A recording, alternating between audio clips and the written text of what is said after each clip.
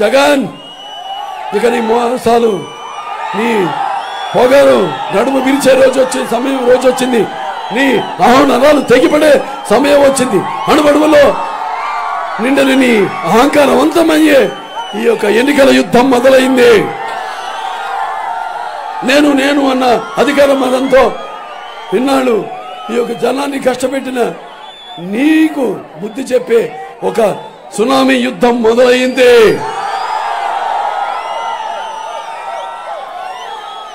ఇంకా దేనికి సిద్ధం?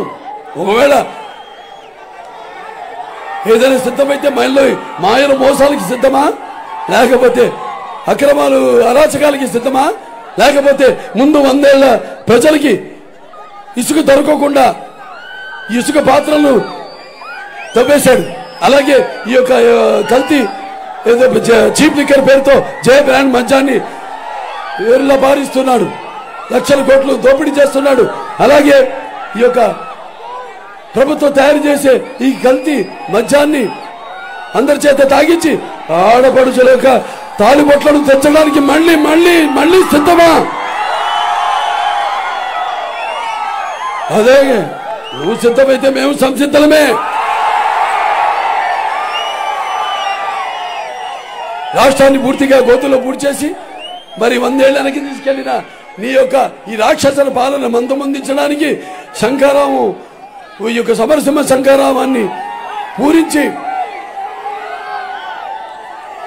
మరి రేపు ఈ యొక్క ఎన్నికల్లో నీకు తగిన శాస్తి చెప్పడానికి మేము సంసిద్ధమే.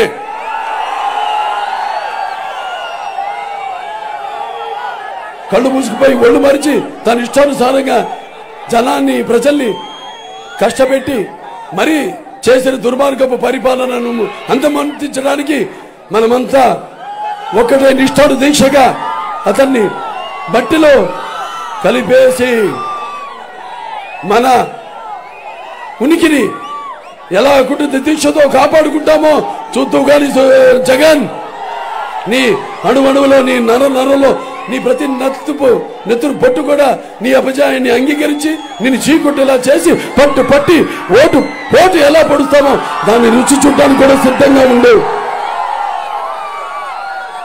ఇవాళ ఎన్నో కార్యక్రమాలు చేపట్టాం. ఇవాళ ఇక్కడ స్థానికంగా చూస్తే మరి ఇక్కడ మెరుగు నాగార్జున ఎక్కడో అక్కడ వేమూరు ఎమ్మెల్యే చూడండి, అతను తీసుకొచ్చి ఇక్కడ జరిగింది. ఇక్కడ ఎవరైతే ఇక్కడ తహసీల్దార్ ఉన్నాడో ఆయన మీద ఈ వైకాపా ఈ మండల అధ్యక్షుడు అతన్ని మీద దాడి చేయడం జరిగింది.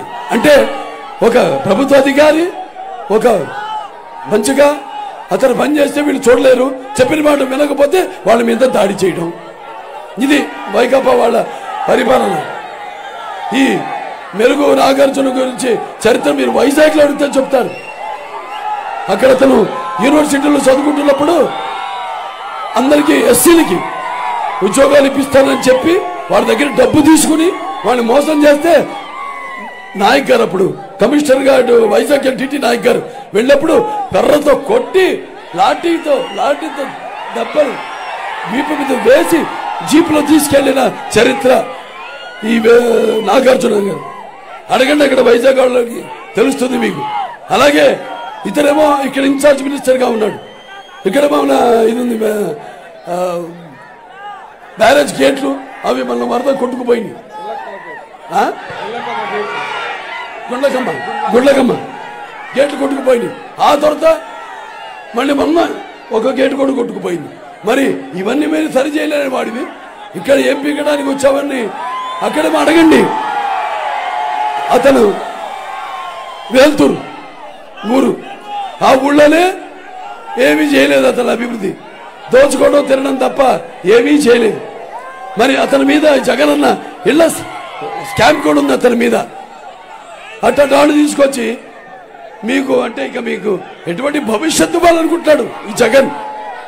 అందుకే అంటుంటాను, పిచ్చి ముదిరిపోయింది తెలుసు అతనికి. నేను మళ్ళీ అధికారంలోకి రాలేను, ఎలాగైనా సరే ఏ రకంగా సరే అధికారాన్ని చేజిక్కించుకోవడానికి పిచ్చెక్కి చేసే పిచ్చి చేష్టలు ఇవి. అంటే అంటాం గార్ధ బొమ్మలు గేల కస్తూరి తిలకమ్మ మరకటమ్మలు గేల మలయ జమ్ము శార్దుల మలక శుష్కర పూపంబు సూకరముల గేల పువ్వుల సూకరముల గేల పువ్వు గార్ధ బొమ్మల గేల కస్తూరి తిలకమ్మ మరకమ్మ గేల మలయ శార్దుల గేల శుష్కర పూపంబు సూకరముల గేల పువ్వుల అలాగే గుట్లకు గేల చెంపు పోగులు అలాగే మహిషానికేల నిర్మాణమైన వస్త్రములు దొంగకేల పంచనం అన్నట్టు ఇవాళ మన రాష్ట్రం దౌర్భాగ్యం. ఈనాడు కనకపు సింహాసనం యొక్క శునకం కూర్చుంది ఇవాళ. అలాగే మన ఎంపీలు కూడా మనం గెలుచుకోవాల్సిన అవసరం ఉంది. ఎందుకంటే ఆనాడు ఆయన ఎంపీలు గెలిపించమన్నాడు, గెలిపించారు. మరి వాళ్ళు కనీసం రైల్వే జోన్ తీసుకురావడంలో విఫలం అయ్యారు. అలాగే ఈ యొక్క ప్రత్యేక హోదా గురించి అసలు ఊసేలేదు. అలాగే కేంద్రం నుంచి ఏమి నిధులు రాబెట్టుకోలేకపోయారు. ఇవాళ కొత్త కొత్త పథకాలు ఏమో మొన్న ఒక కొత్త పథకం జియో పాస్ చేయించాడు. అంటే భూమి టైటిల్ యాక్ట్ అని 303 జియో గుర్తుపెట్టుకోండి. ఎవడు కూడా మీరు దాని జోలికి వెళ్ళకండి. ఇవాళ మనం టిట్కోళ్ళు కట్టించాం. ఒక్క ఇళ్ళైనా ఒకడికి పంచిపెట్టాడా? ఒక్క గోతులైనా మట్టితో పూడ్చాడా? ఒక్క సీసీ రహదారైనా నిర్మించాడా? ఒక్క సీసీ డ్రైన్ అన్నా నిర్మించాడా? ఇవాళ ఈ యొక్క ఏదైతే ల్యాండ్ టైటిల్ యాక్ట్ ఉందో మీ అందరి భూములు పాస్బుక్ కొత్తగా అతని బొమ్మ వేసుకుని ఆ పాస్బుక్లని తన దగ్గర ఉంచుకుని దాని మీద అప్పు చేసి రేపు 6 నెలలు మీరు పట్టించుకోకపోతే, మీకు తెలియకపోతే మీ పేరు మీదే మీ భూమి మీదే అతనే అప్పు చేసి ఉంటాడు ఎన్నో కోట్ల రూపాయలు. మీ భూమి మీది కాదు, మీకోసం కట్టిన టిట్కోళ్ళు మీవి కావు. మిమ్మల్ని ఈ రాష్ట్రం నుంచే వెళ్ళగొట్టడానికి మిమ్మల్ని అందరినీ రాష్ట్రం నుంచే వెళ్ళగొట్టాలన్నదే అతని లక్ష్యం, అతని ఉద్దేశం, అధికారం, దాహం. కాబట్టి ఇవన్నీ గుర్తుపెట్టుకోండి.